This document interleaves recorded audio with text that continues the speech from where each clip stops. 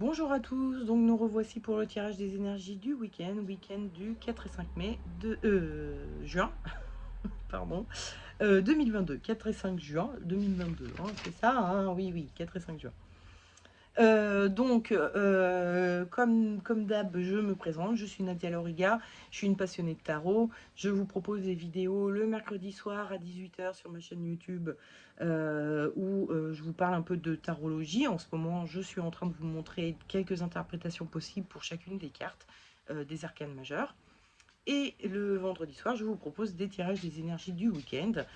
Tirage pour vous aider à appréhender votre week-end et du coup la semaine qui suivra. Voilà. Et puis, c'est le vendredi soir à 18 h aussi sur YouTube, mais je propose aussi une version raccourcie, plus concise, sur Instagram en IGTV.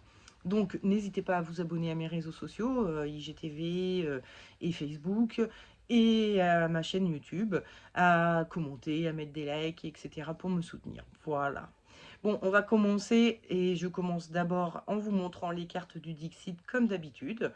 Donc, j'ai tiré 3 cartes du Dixit que je vous montre visuellement d'abord.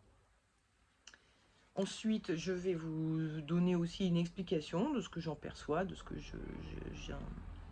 j'ai vu dans ces cartes.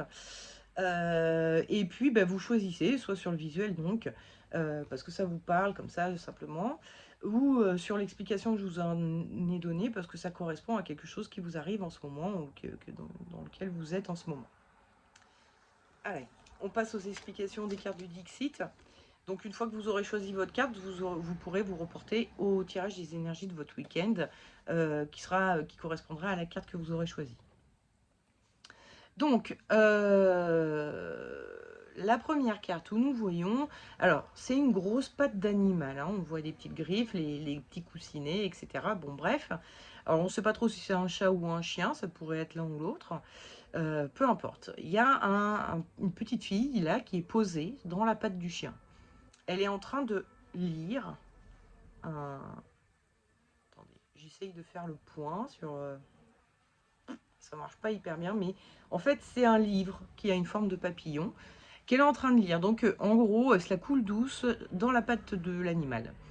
Donc moi, ça m'a fait penser tout de suite au fait d'être entre les mains de quelqu'un ou d'une entreprise ou de... Bref, on est entre les mains de quelque chose, de quelqu'un qui nous donne un sentiment de sécurité. Voilà, bon, si c'est votre cas en ce moment, c'est la carte qu'il faut choisir. La seconde carte, où nous voyons donc une chenille qui est en train de manger. La chenille, c'est l'état larvaire. On n'est pas encore en chrysalide, donc on n'est pas encore en phase de transformation, et on est encore moins le papillon.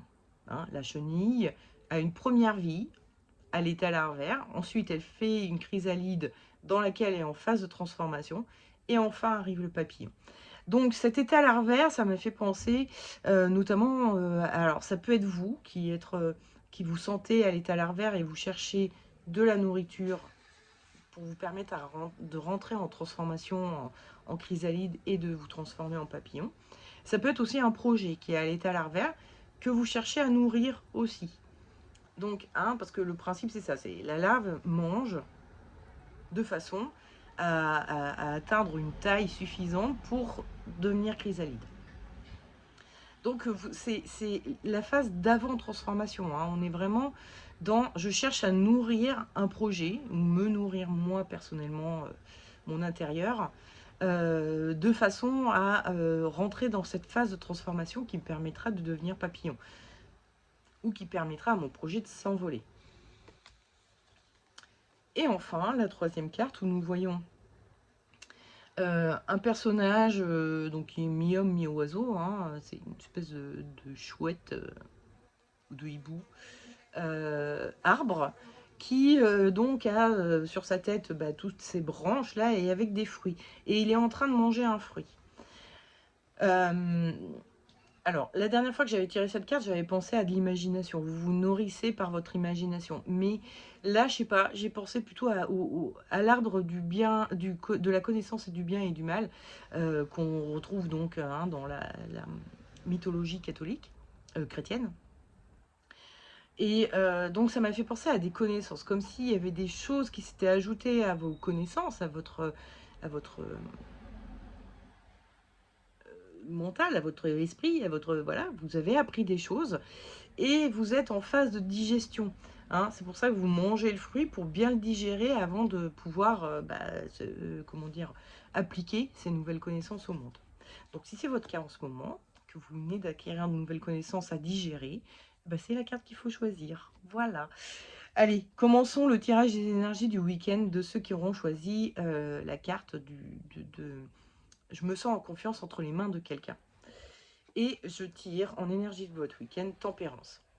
Alors Tempérance, bon, la première chose qui m'a sauté aux yeux, c'est sa petite fleur là. Il y a quelque chose d'assez candide chez Tempérance.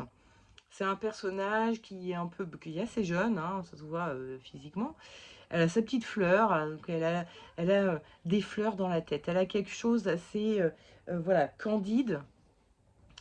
Et donc, elle me fait penser un peu à ces enfants qui s'en remettent totalement à leurs parents, qui sont en pleine confiance de la vie, parce que bah, de toute façon, les parents, ils arrangent tout le temps. Donc, ils peuvent y aller, ils peuvent foncer, ils peuvent faire tout ce qu'ils veulent. De toute façon, leurs parents sont toujours là pour les aider, pour voilà, subvenir à leurs besoins, etc. Donc, il y a vraiment ce sentiment, moi, que j'ai eu de je suis en pleine confiance entre les mains de cette personne ou ces personnes. J'ai confiance en la vie, quoi. J'ai des peurs et des doutes qui se sont envolés. Et je retrouve un état un peu infantile de confiance en l'autre pour m'aider à, ben, à bien vivre ma vie, à être heureux, à être bien, ou en tout cas à surmonter un obstacle si c'est face à un obstacle que vous vous retrouvez entre les mains de quelqu'un qui va prendre, qui va affronter l'obstacle pour vous, ou vous aider à affronter l'obstacle. Mais bon, bref, toujours est-il que, voilà, ce week-end, vous vous sentez en confiance, vous retrouvez une certaine confiance en la vie. Le conseil que vous donne le tarot, c'est l'ermite, et le déconseil, c'est le monde. Alors c'est vraiment rigolo, hein, parce que on a le monde d'un côté et l'ermite de l'autre. C'est les gens, plein de gens d'un côté, et d'un autre, la solitude. Mais au-delà de ça, le monde, ok, il y a du monde, mais le personnage central du monde a quand même une grosse barrière autour d'elle. Hein. Elle se protège du reste du monde. Donc là, le tarot et puis l'ermite, lui aussi, s'éloigne des autres s'éloigne des autres lui aussi. L'un comme l'autre ne sont pas au milieu de la foule. Donc, je pense que le tarot, là, il vient vous dire, grâce à cette confiance retrouvée que vous avez, ces peurs qui sont envolées, il vous invite à être plutôt dans l'énergie de l'ermite, c'est-à-dire partir, prendre du recul, mais pour mieux vous introspecter. Ça se dit pas trop, mais bon, pour entrer dans une forme d'introspection. C'est-à-dire que vous avez fait éclater un certain nombre de peurs, un certain nombre de peurs, plus exactement, disparaissent du fait que vous êtes en confiance entre les mains de quelqu'un. C'est un peu péjoratif, hein, être entre les mains de quelqu'un, je trouve, mais bon, j'ai pas trouvé d'expression mieux que ça, mais bon, bref, là, c'est plutôt, on va dire, quelque chose de positif. Il y a plusieurs personnes qui vous apportent un certain soutien et vous mettent en confiance. Donc, cette confiance retrouvée qui a fait éclater un certain nombre de peurs que vous aviez quand vous étiez seul, quand vous n'aviez pas cette patte-là qui vous préserve du danger,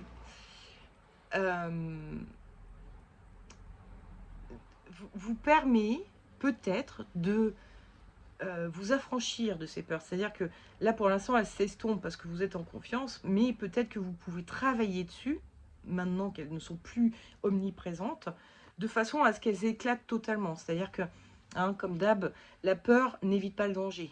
La peur est quelque chose d'utile, parce que ça vous permet de réagir face à des dangers, donc c'est utile, mais elle peut être aussi bloquante, immobilisante. Elle peut vous faire mal agir aussi, vous mettre dans des situations où vous allez, par peur de vous faire bouffer, agir de façon agressive. Enfin, vous voyez ce que je veux dire, la peur, et en plus les peurs modernes, hein, c'est-à-dire euh, notre corps a été conçu pour ressentir de la peur face au danger, et donc pour nous permettre de fuir ou de réagir, d'agresser l'agresseur, enfin de vous défendre. Donc la peur sert à ça à la base. Mais on est dans un monde où la peur est omniprésente et nous met dans des situations où on a peur de choses qui sont un peu imaginaires. On a peur de ne pas être reconnu pour notre travail, on a peur de ne pas être aimé pour qui on est, on a peur de... Enfin voilà, c'est des peurs qu'on va avoir en nous euh, qui finalement sont plus bloquantes qu'autre chose. Donc, le tarot vous invite vraiment à rentrer dans une introspection pour travailler sur ces peurs et vous permettre de vous en affranchir et de ne garder que ce qui est utile dans vos peurs. C'est-à-dire ce qui va vous permettre de survivre et de pas vous faire agresser, pas vous faire marcher dessus, pas vous faire, enfin je sais pas quel genre de peur vous pouvez avoir, mais euh, de travailler sur ces peurs de façon à ce qu'elles se manifestent de façon euh, utile et pas à n'importe quel moment, n'importe comment, comme ça peut être le cas actuellement. Donc voilà, le tarot vous dit ne vous éloignez pas du monde, du fait de, de- enfin, ne vous profitez de cet éloignement du monde. Enfin non, c'est pas vraiment ça. Parce que, vos peurs vous éloignent du monde, donc vous avez un certain, voilà, certains barreaux qui sont autour de vous. Et le tarot vous dit, peut-être faites un peu éclater ces barreaux de façon à rentrer un peu plus dans le monde, mais tant que vous êtes seul, éloigné de tout, c'est juste avec ceux ou ces personnes qui vous soutiennent et vous permettent voilà, de rester un peu toujours éloigné du reste du monde. Euh, Laissez-les enfin, profiter de cette période un peu de, on va dire, de solitude, etc., pour travailler sur vos peurs de façon à plus être barricadé face au monde, mais à être plus en confiance avec le reste du monde et en vous-même, dans, avoir plus confiance en vous-même pour ne pas vous faire avoir finalement. Voilà, hein, c'est ça. Et puis j'ai tiré une rune, Isa, qui veut dire la glace. Isa, c'est pareil, c'est l'immobilité, la solitude, etc. En fait, Isa, si on devait l'associer à une carte du tarot, ce serait l'ermite. Donc on revient sur le même discours qui est, il y a une forme d'immobilité, de solitude, voilà, qui arrive, qui vous permet de rentrer en introspection. Donc profitez de cette forme de solitude que vous pouvez avoir actuellement. Alors c'est pas une solitude totale, hein, parce que vous êtes soutenu, vous avez quelqu'un, hein, donc c'est pas une solitude totale, mais c'est plutôt le fait de ne pas être entouré de plein de monde et de pas aller dans le monde, de pas être comment on dit, en relation permanente avec des gens, etc. Vous avez vraiment voilà, un petit cocon bien sécurisant, bien où vous êtes seul avec là où les personnes avec qui vous êtes en confiance. Vous êtes que seul dans ce petit cocon. Bah, profitez-en, voilà, encore une fois, pour réfléchir sur vous-même et essayer de vous dégager de vos peurs et de vos croyances limitantes et de vos... Enfin voilà, toutes ces choses qui vous empêchent de bien rentrer en relation avec le reste du monde et en confiance avec le reste du monde surtout. Parce que je pense que... enfin voilà, qu'il y a une forme de méfiance vis-à-vis du reste du monde sur laquelle il va peut-être falloir travailler parce que en fait la peur n'évite pas le danger, donc ça n'empêchera pas les gens de vous agresser.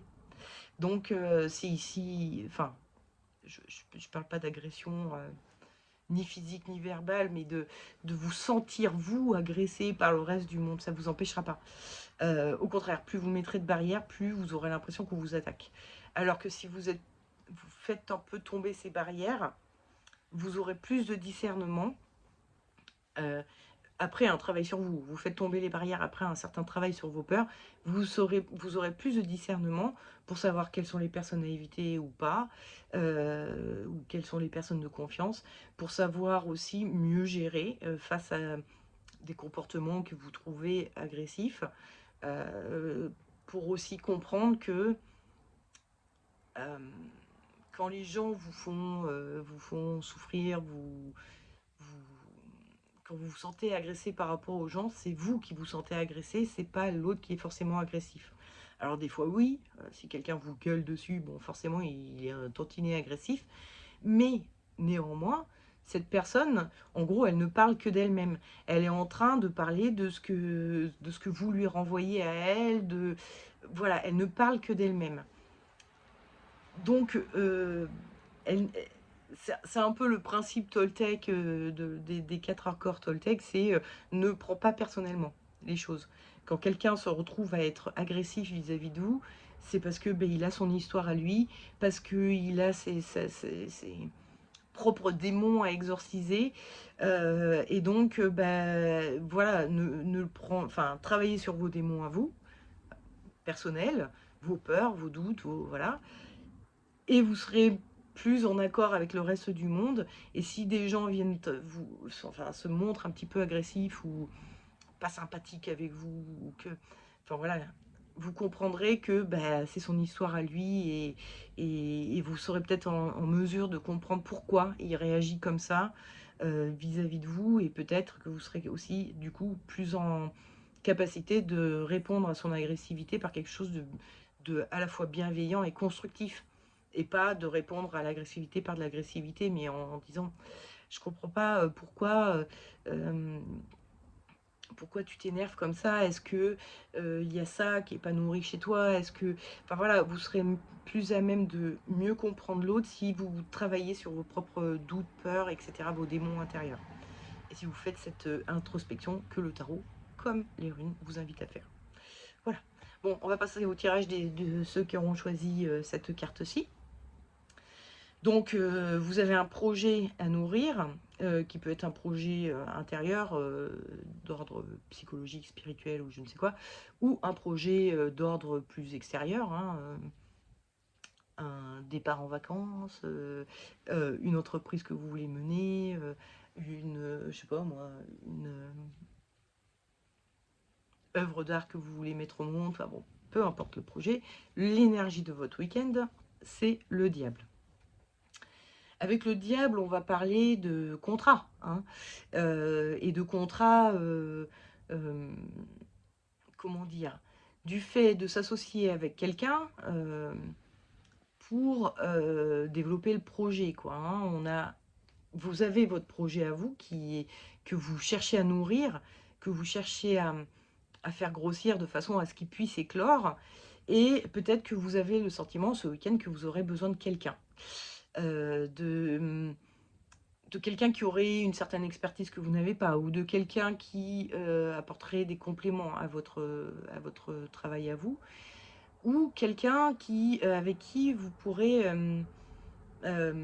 monter le projet, c'est-à-dire qui est sur le même chemin que vous, et donc soit il est complémentaire, soit vous êtes un peu les mêmes tous les deux, et du coup vous cherchez quelqu'un avec qui vous obtiendrez le soutien nécessaire face à l'entreprise que vous voulez mener. Peut-être que c'est pas possible tout seul pour l'instant, et donc vous êtes en recherche de quelqu'un ce week-end.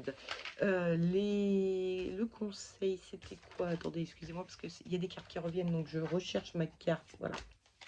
Le conseil, donc c'est de nouveau l'ermite. Et le déconseil, c'est la papesse. Alors, on est... encore une fois, hein, tout à l'heure, on avait ermite, monde. Avec le monde qui avait sa barrière. La papesse, elle a aussi ses barrières. Hein. Elle a ces voiles-là qui lui permettent de ne surtout pas voir le monde, et que le monde ne la voit pas. Donc, c'est aussi un personnage qui met des barrières autour d'elle, de façon à ce qu'on n'entre pas dans son intimité. Voilà, elle se protège du reste du monde. L'ermite, de nouveau, aussi se protège, entre guillemets, un peu du reste du monde. Donc je pense qu'il y a, malgré tout, dans cette recherche d'association, une forme de méfiance. Et effectivement, les 2 personnages sont des personnages qui sont extrêmement couverts. Ils ont des gros habits bien lourds et tout. On pense à l'hiver dans ces 2 cas, hein, dans ces 2 cartes. La différence entre les 2, c'est que, OK, ils sont frileux tous les 2, sauf qu'elle, elle reste assise et elle bouge pas. Et que lui, quand même, il avance à petits pas, mais il avance quand même. Et je pense que le tarot est en train de vous dire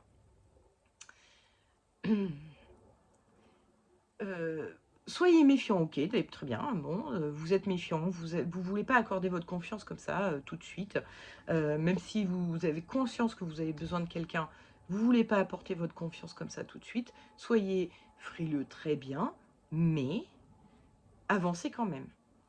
Parce que, comment dire, vous avez peut-être peur de l'échec, peur de vous planter, peur de ne pas vous réaliser, de pas... Ok, vous avez peut-être peur de ça, mais ça n'arrivera jamais si vous ne faites rien. Donc, le vrai échec, ce sera le fait de ne rien faire. Si vous avancez, si vous commencez à vous lancer, si vous mettez un petit peu en marche, oui, effectivement, vous risquez de vous planter. Vous risquez peut-être d'accorder votre confiance à des personnes à qui il ne faudrait pas accorder votre confiance. Peut-être. Mais ce ne sera pas un échec, ça. Ça, ce sera une leçon de vie, une expérience, un apprentissage que vous aurez fait. Donc le tarot est en train de vous dire, si vous ne faites rien, là vous serez vraiment dans l'échec. Si vous avancez, au moins, vous aurez appris quelque chose. Et voire même, peut-être que vous réussirez. Peut-être que vous rencontrerez, enfin, vous aurez effectivement quelqu'un en face de vous qui sera, enfin, à côté de vous plutôt, qui vous apportera beaucoup de choses. Donc, ce que vous risquez, c'est de réussir en fait en avançant. C'est le plus gros risque que vous avez. Alors, donc, le tarot, il vous dit, bon, bah, avancez au moins, faites quelque chose. Ne restez pas dans l'inactivité, sinon vous n'allez jamais rien construire, jamais, jamais vous éclorez, jamais vous deviendrez le papillon, si vous ne bougez pas. Il faut bouger. Et le conseil que vous donnent les runes, c'est Agal. Agal qui est ici, hein. Agal qui veut dire grêle. Donc on revient un petit peu sur une énergie comme Isa tout à l'heure, qui voulait dire, je ne sais plus si je vous l'ai dit, mais ça veut dire glace. Donc Isa, hein, je ne sais plus si vous avez montré la rune, mais c'est un trait tout simple, comme ça, vertical. Donc, et Agal, c'est la grêle, qui va plutôt parler... donc il y a ce côté gelé un petit peu, encore une fois, mais il y a aussi ce côté, la grêle, ça détruit. D'ailleurs, on en sait quelque chose parce qu'il y a, en France, on a eu des épisodes de grêle il y a quelques semaines de ça, et qui ont été assez violents, hein. On sent que, enfin, violent, ça n'a pas été non plus totalement destructeur, mais c'était quand même un épisode de grêle qui n'était pas habituel, où ça a quand même détruit certaines choses. Et moi, j'ai une amie qui vit dans le Poitou, qui s'est retrouvée, elle a eu des... Sa voiture a été un peu cabossée, certaines plantes de son jardin ont été laminées. Il y a des gens à qui, bon, il y a eu quelques petits dégâts quand même. Et c'est... On peut rien y faire. La grêle, c'est vraiment un truc... Et d'ailleurs, elle me disait... elle dort sous un Velux, en fait, et elle voyait la grêle tomber sur le Velux, et elle se disait, mais je ne peux rien faire. Elle avait cette peur que le Velux se pète, se casse, et elle ne pouvait rien y faire. Donc Agal, elle vient un peu dire ça. Des fois, il y a des épisodes violents, des choses qui arrivent, qui sont, voilà, c'est la vie, hein, qui sont pas agréables. Ça arrive, et il y a juste, protégez-vous au mieux, hein. Donc c'est pour ça que le tarot aussi vous disait, soyez méfiants, très bien, très bien. Soyez méfiants, protégez-vous, enfin voilà. Mais acceptez que la vie n'est pas toujours comme vous voulez, quoi. C'est un petit peu, je pense que viennent dire euh, le tarot et les runes aujourd'hui, c'est pour vous, c'est des fois, faut accepter que la vie, c'est pas comme vous voulez. Et si vous avez des projets, si vous avez envie de vous réaliser, si vous avez vraiment envie de devenir un papillon, je vous en parlais déjà la semaine dernière, hein, le bonheur n'est pas nécessairement confortable. C'est ça. Des fois, la vie, elle vous met des grosses claques dans la gueule, et c'est la vie. Il faut l'accepter. C'est comme ça. Mais une claque dans la gueule, c'est une expérience de vie. Et vous apprenez des choses.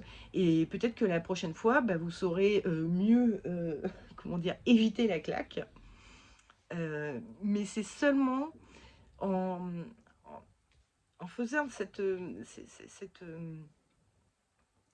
enfin, en acceptant que la vie, enfin ouais, c'est ça, c'est en fait en acceptant, c'est ça, en faisant cette acceptation, c'est un peu ça que je voulais dire, en acceptant que la vie ne peut pas être toujours open bar, joie de vivre et compagnie. Vous sentez, je pense, en ce moment, une forme de limitation qui se joue en vous, parce que vous êtes un peu au stade larvaire. Et le stade larvaire, c'est un super stade, tout va bien. Excusez-moi, j'ai un petit chat dans la gorge.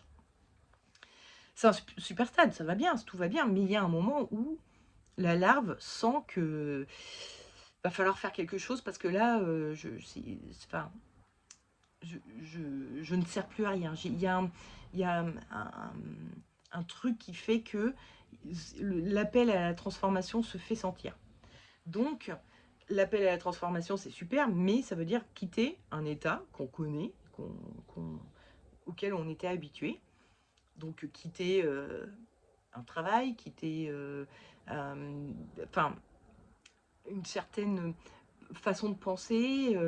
Bref, on sent qu'il y a on est limité là, qu'il pourrait y avoir mieux. Donc, le stade larvaire se passe bien jusqu'à un moment où on sent qu'il va falloir passer par la phase de transformation qui, elle, n'est pas confortable, qui, elle, peut être dangereuse, enfin, dangereuse, hein, toute proportion gardée, hein, vous n'allez pas mourir hein, demain, enfin, je ne sais pas quel est votre projet, mais bon, si votre projet, c'est de sauter sans parachute d'un avion, effectivement, vous risquez de mourir un peu, mais vous aurez eu vos ailes de papillon le temps d'atterrir sur Terre. Je, mais je ne sais pas si c'est une bonne idée. Donc le tarot est en train de vous dire, oui, effectivement, méfiez-vous, prenez un petit parachute. Mais si vous voulez voler, il faut vous lancer. Il faut y aller. Et il faut accepter que, ben oui, c'est une activité qui peut être dangereuse de sauter, même avec un parachute. Ça peut être dangereux. Donc vous pouvez vous écraser. Mais en l'occurrence, j'imagine que vous n'allez pas sauter d'un avion, et encore moins sans parachute, préparé par un professionnel qui vous permet de rien risquer, quoi. Professionnel, hein, rappelons-le, qui peut vous aider, qui peut vous protéger, qui peut vous, vous, vous apporter une expertise que vous n'avez pas. Mais si ça marche pas, bah, tant pis, c'est pas grave. Voilà, c'est ça, accepter que bah, c'est pas grave. On a le droit à l'échec dans la vie, on a le droit de se planter. Et, euh, et le pire des échecs, c'est de ne rien faire. Donc c'est vraiment ça que les runes et le tarot viennent vous dire aujourd'hui. Je sens que la vidéo va être un peu longue parce qu'on ne passe qu'à... ça fait quasiment une demi-heure et j'en viens seulement à la troisième carte. Donc vous avez des connaissances et qu'il faut que vous digériez. Et en énergie du week-end, je tire la force, qui est un petit peu justement tout le contraire. Hein. Elle, la force, c'est un personnage qui a un certain savoir-faire et qui le met en action, qui met les mains à la pâte, qui agit. Donc vous avez vraiment envie d'appliquer vos connaissances là tout de suite. Sauf que peut-être que c'est un peu rapide. On va voir ça tout de suite avec, alors attendez, parce que c'est pareil, une carte qui revient. Le conseil, c'est la papesse, donc qui revient. Et le déconseil, c'est le jugement. Et effectivement, avec le jugement, on a cette carte qui est très bruyante. Hein. On a une corne, là, enfin une trompette. Je ne sais pas le nom de cet instrument, je ne sais pas ce que c'est, mais bon, bref, ça fait penser à une clarinette. Bref, ça fait du bruit. Non, la clarinette, c'est sur le côté, non. Bref, on s'en fout. Donc, ça fait du bruit. Ça surgit du ciel. Il y a quelque chose de très soudain, de très vif et de très... c'est ça, il y a de la vivacité dans cette carte. La papesse, il n'y en a pas du tout. Elle est assise, elle est posée, elle bouge pas. Et puis elle a son livre là, qu'elle ne lit pas. Elle vient de lire son livre et elle regarde sur le côté comme si elle était en train de réfléchir à ce qu'elle vient d'apprendre dans le livre et de digérer, de, comment on dit, d'intégrer ce qu'elle vient d'apprendre. Donc, le tarot vous dit, ok, vous avez vraiment envie de mettre les mains à la pâte, vous avez envie d'appliquer les choses que vous venez d'apprendre, mais c'est peut-être pas encore le moment. Vous avez encore à intégrer tout ce que vous venez d'apprendre. Vous avez encore à digérer tout ça. Et c'est ce que vous le savez, puisque vous avez choisi cette carte. Vous savez que vous avez à digérer vos connaissances, que vous n'êtes pas encore mûr, hein. Le fruit n'est pas encore mûr pour être mangé. Il faut peut-être attendre d'avoir bien intégré tout ça pour pouvoir le mettre en pratique. Et puis, en conseil que vous donnent les runes, on a Sowilo qui est ici. Sowilo, qui ressemble à un petit éclair. Sowilo, qui en fait Sowilo c'est fait référence au dieu Sol, qui est le dieu du soleil. Donc bon, on va parler du soleil, de la chaleur, du fait d'éclairer les choses, etc. Et Sowilo, c'est aussi une rune qui va parler de fécondité, on va dire. C'est le soleil qui va comment dire, chauffer les plantes que vous, enfin les graines, les plantes que vous avez mis en terre et qui vont pouvoir pousser. Et il y a aussi toute cette partie de, il faut que j'éclaire mon esprit. Il y a tout ce côté où, avec Sowilo, où il faut effectivement prendre ce temps de travailler, d'être en mode papesse donc, hein, de continuer à travailler et à intégrer les connaissances qu'on apprend. C'est-à-dire, c'est une connaissance toute nouvelle.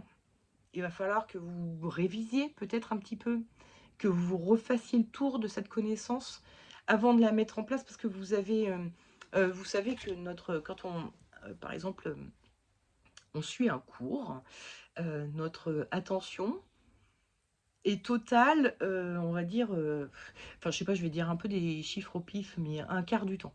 C'est-à-dire que quand vous êtes en train de suivre un cours, vous avez votre conscient, enfin vous êtes bien, euh, comment dire, euh, ah mince, attentif pendant un quart du temps, et puis les trois quarts du reste du temps, votre esprit divague, parce que le prof a dit quelque chose, et alors votre esprit divague. Vous ne pouvez pas être à 100%. Alors j'exagère peut-être un peu en disant que c'est qu'un quart du temps, mais vous ne pouvez pas être à 100%. C'est pas possible. Le cerveau, il n'est pas capable de ça dans l'apprentissage. Donc, pour bien apprendre quelque chose, il faut le voir et le revoir et le revoir pour l'intégrer intégralement. Et donc, Sowilo est peut-être un peu là, et puis la papesse aussi, sont peut-être un peu là pour vous dire,